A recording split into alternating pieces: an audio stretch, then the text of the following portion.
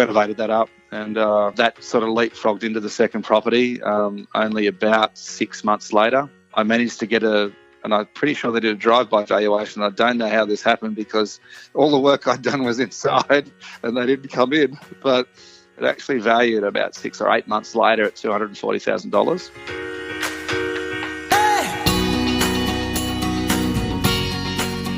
This is Property Investory, where we talk to successful property investors, find out more about their stories, mindset and strategy.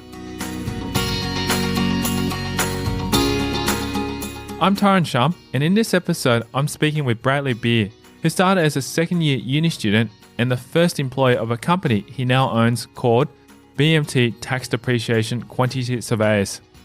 He's also built a substantial property portfolio all over New South Wales and Victoria.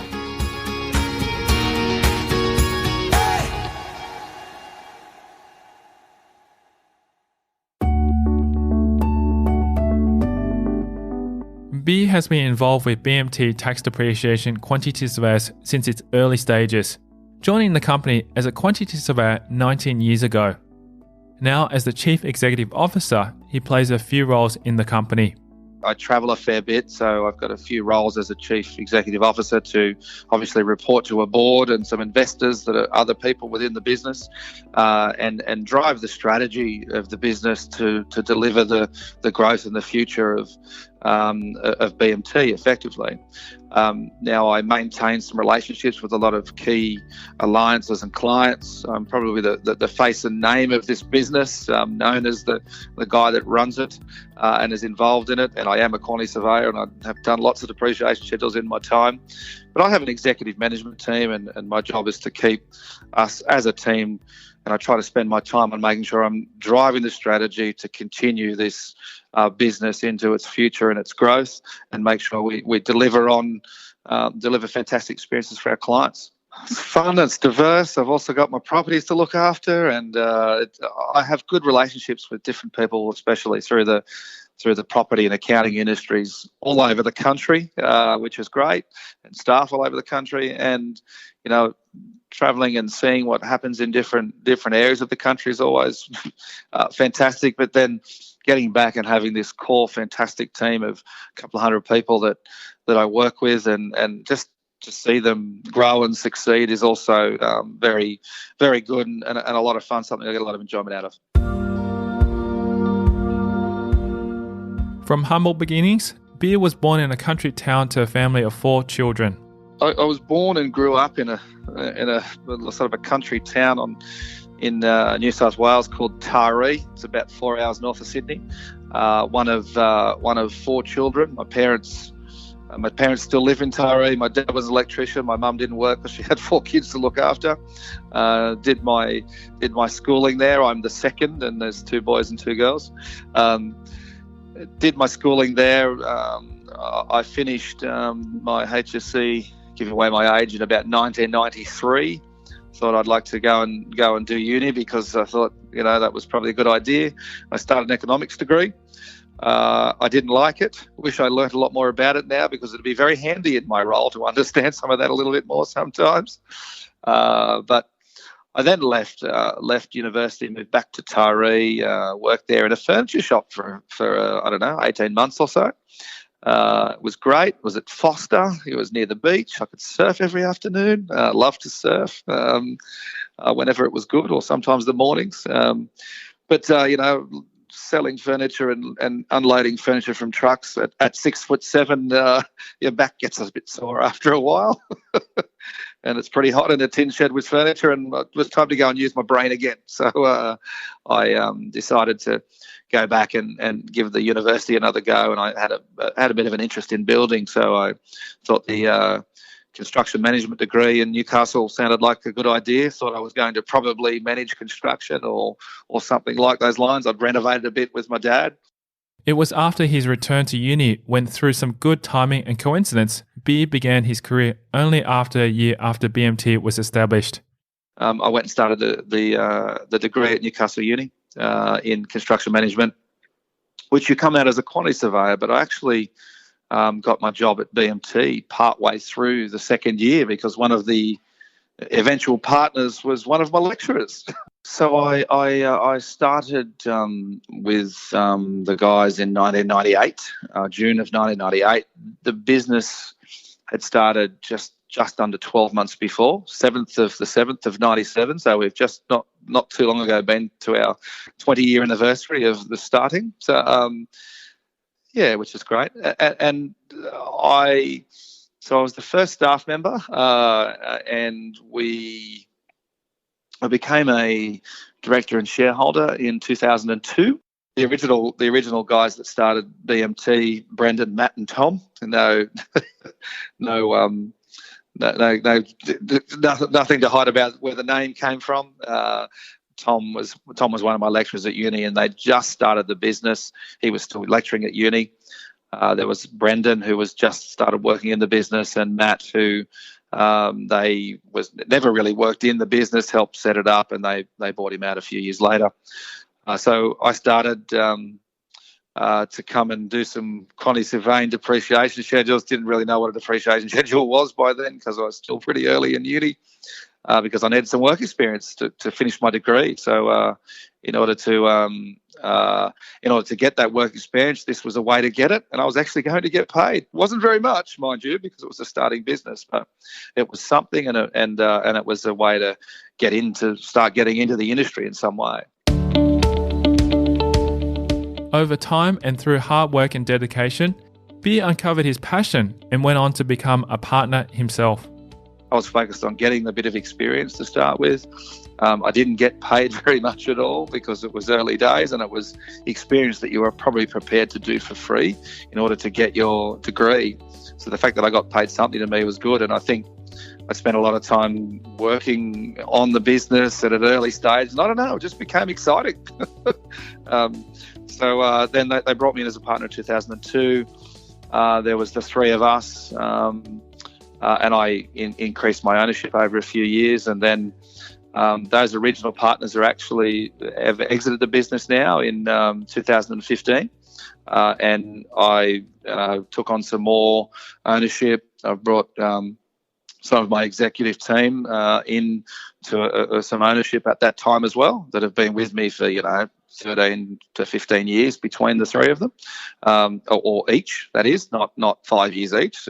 So they've been with us for most of the journey, and they're a very good team around me. We work together very well. Then, and we had some other investors just come as investors and invest into the business that have got some experience across a range of other businesses. So I own about a third of the business, and the rest is spread between the investors and the exec team. And it was around the same time of Beer's promotion to a partner that he began his property investing journey. So the first property I bought, and I'm just thinking, do I know when the settlement date was exactly? It was about the same. It was about the same time. It might have been. I think it was late in 2001, or it might have actually been early to mid 2002. Should have got that date, really, shouldn't I? But it was actually right around exactly the same time. So it was a little. Oh, not so little, a 4-bedroom house in a suburb of Newcastle called Georgetown, and it has a very big shed at the back, which was great. I was very attracted to the shed. And look, the reason behind that, I think, I'd already been doing some things with BMT, and I've been, I spent every day talking to investors, investing in property, and they're excited about making some money from it. And I'm starting to go and sort of, after a few years there, we learned how to do depreciation. I started pretty early in educating investors and people about depreciation, which is the only piece I knew how to do. But the benefit of that is I was out in front of people and able to learn about investing in property and how did this work, and how did people invest in property and have multiple properties, and what that meant. And I came from a situation where my parents, and my grandparents for that matter, bought their house, paid it off over their life, and then there was this different thing that I was working with these people and learnt that maybe there's a different way to do things. So I saved some deposit, and I think that the telling time, one of my partners had been starting to invest in property, or they were just becoming my partners, starting to invest in some property. And I think that first property, they actually had gone and had a look at it. And then they knew I was interested and keen to get into property. I think one of them didn't like the big shed as an investment. And I thought, well, I like sheds because it was taking up so much of the backyard, I suppose, and maybe it wasn't going to be great for value. But they gave me probably a bit of a prod then and said, you should buy it, Brad, And so I ran through, and they'd actually negotiated it down for me already, even from, I think, $198,000 was listed, and I ended up buying it for $170,000. It's a 4-bedroom house. And it's probably worth about $600,000 to $650,000 now, and I still own it. No, the shed still exists. He describes why this property was an interesting purchase that allowed him to leapfrog to the next one. The house was an absolute crapper. So what? I cannot count the number of cockroaches that came out of underneath the kitchen benches when I pulled it apart. The carpet that I ripped up was on top of another carpet and lino, and I found newspapers underneath that from about 1914, I think.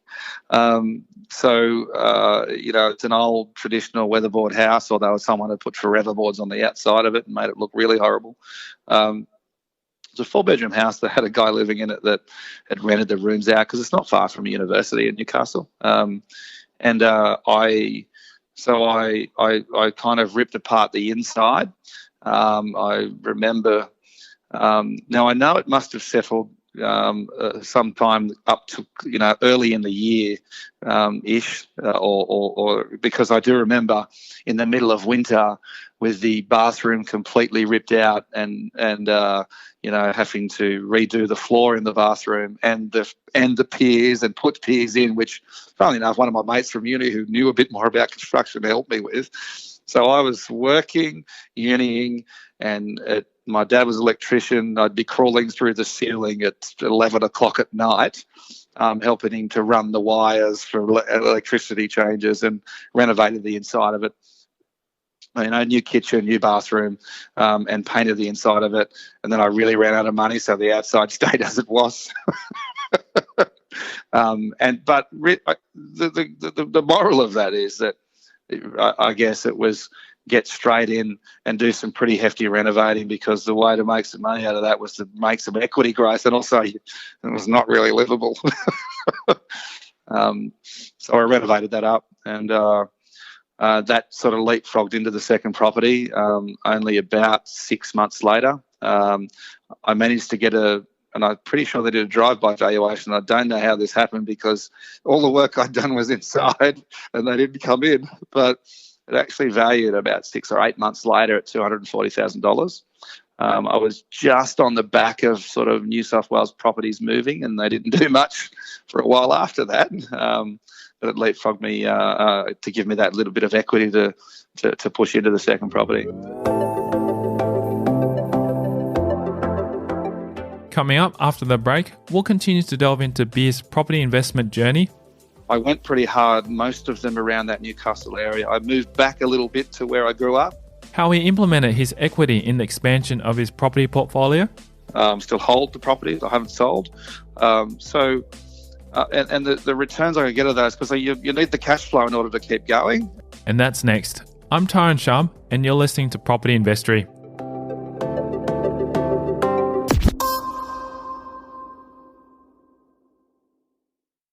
Hey podcast listeners, are you enjoying listening to these stories and want more? Then head over to propertyinvestory.com and subscribe to receive your free property case studies that I only send exclusively via email. Just one of the many benefits of being part of this community. These real case studies are from experienced property investors where they share specific numbers of their portfolio, the strategies, and much more. Simply visit propertyinvestory.com to get your free case studies. Now back to the show.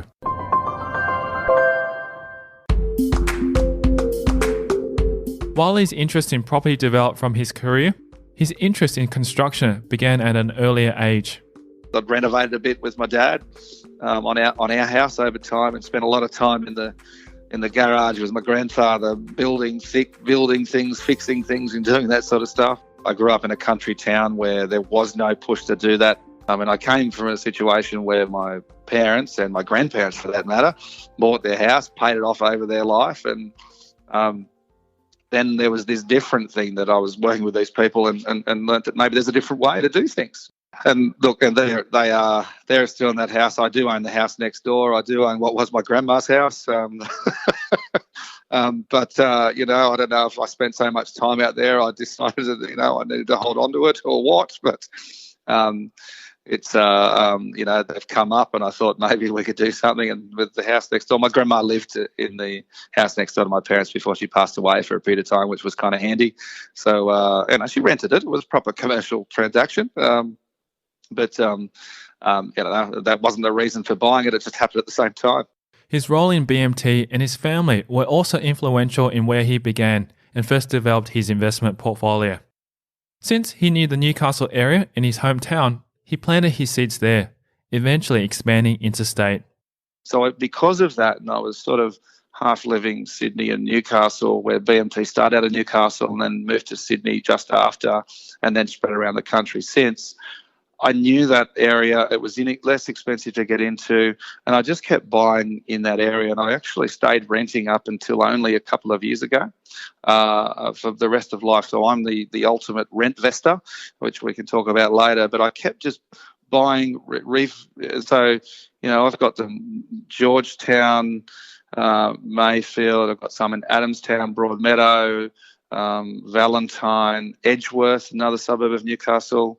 I've got a lot around these sort of areas in these Newcastle suburbs, not necessarily in the blue chip areas so much. I do have Hamilton and New Lambton, which are better areas around there, but I went pretty hard, most of them around that Newcastle area. I moved back a little bit to where I grew up and bought some around there. My grandmother's house is an old house that, yes, I spent a lot of time working on, but it's actually on 3 blocks of land that are split as individual blocks, which I might build some houses on. And look, I'm from Taree. I've got property in Taree. I've got some properties in, Old Bar, which is a suburb, which is the beach area around Taree that probably haven't done as well as some of the others, Wallaby Point and those sorts of areas. And after that, it was a lot later before I've gone into, so I've got one around the Logan area. I've got a couple in Victoria, one in St Kilda and another in a suburb not far from the airport in the last few years. I actually own one property in Sydney, and it's a house out west. And then the other thing, I've got a block of 6 units that I bought in up northeast of Brisbane in the last 18 months or so. Throughout this process, B has learned about the significance of financial balance to set himself up for the future. I think part of it's been about the fact that, growth areas, the important fundamentals about investing into property is you're there to make some money out of it, which comes through capital growth and cash flow, or obviously manufactured actually through renovating or developing. And being capital light or equity light at the start, I couldn't go and buy $500,000 properties because I didn't have enough equity, and it still kept that way. And these ones also generally have returned quite well. I do believe fairly heavily in the Hunter and the Newcastle areas still hold the properties. I haven't sold.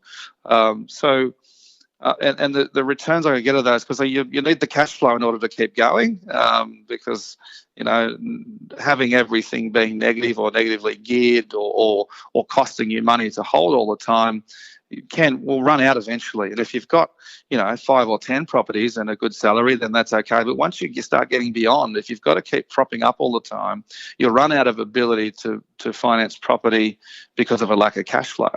And that's not the end game. Is to get to this place and invest in this property with enough cash flow to actually support it, and not force you to go to work to get it all the time for the rest of your life. Well, that's no good either. Although B has had many successes in his investing career, he's approached the tougher and slightly silver-lined moments as learning opportunities and gained some valuable knowledge. Look, I think, and I probably haven't touched on what probably the worst is, because I've made some mistakes. The good thing about mistakes is that I call them opportunities to learn. And pretty early on, and it was the first foray into buying something in a different area. It was out of Newcastle and it was actually a block of land. I think I went surfing and bought it on the way home with my mate. I still own it. Still doesn't have a house on it. So I bought a block of land, and it's not like I suddenly seen it in the area on the way home. We probably had an intention to have a look, but maybe not to buy. And the problem with that is that it's in a new land area, a new land release area was marketed pretty heavily. And I do love the area. I went on holidays there as a kid. all the mistakes that I talk of. It's like every time I go to Noosa, I want to buy something because I love it so much. But then you look at a price and realise that you should buy property that makes money so you can afford to go on holidays where you want to go on holidays, and it might be a different place each time. And this was probably that. I probably looked at visions of having a house that's on that I could have as a holiday home as well, etc., because it's near the river and near the water and a good place to go fishing and close to good surfing beaches I grew up around. But it hasn't been a good investment because it, eventually as they released more stages, the value on that probably moved up, and then we had a GFC and it probably moved down. And it's worth more than I paid for it, but if I added all the interest over the years and things like that, it was a bad investment. And the thing it does is it ties up a little bit of equity. The fact that I bought it and I didn't have to pay for it until it settled in a period of time, meaning it didn't actually slow me down much. And I would have sold that now if it did slow me down, but it doesn't slow me down and never has actually badly stopped me from doing anything other than it's another bit of debt there that you've got, and it didn't stop from a cash flow perspective of investing, or that's the time you should move things on. I'll probably build on it one day, or maybe one day I'll get bored of it and flick it, but I've had it for 15 years or so now and I haven't done it yet. So that's probably my worst mistake. Actually, no, my worst mistake is I actually own two of them. Luckily, his overall experience has been successful, and B has been able to overcome investing doubts to expand his portfolio. It's about finance and the importance of understanding finance and how to finance property, because that finance and leverage is the way that you'll make the money out of property in the long term. Understanding how to control the finance and how to control your risk through finance, to me, is a fundamental major understanding required in order to be successful, and also to cover risks.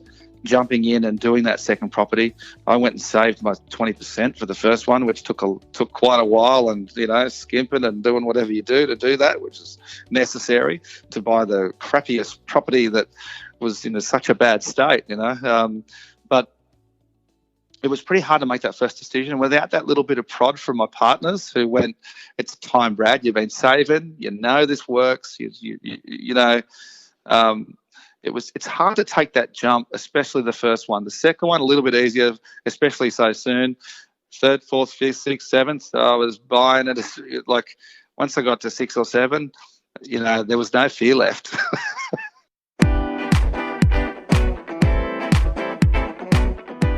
So, inspired by Beer's story and his passion for his business career, we'll keep the conversation going in a future episode on Property Investory Podcast, where we'll talk about how to apply Beer's strategy.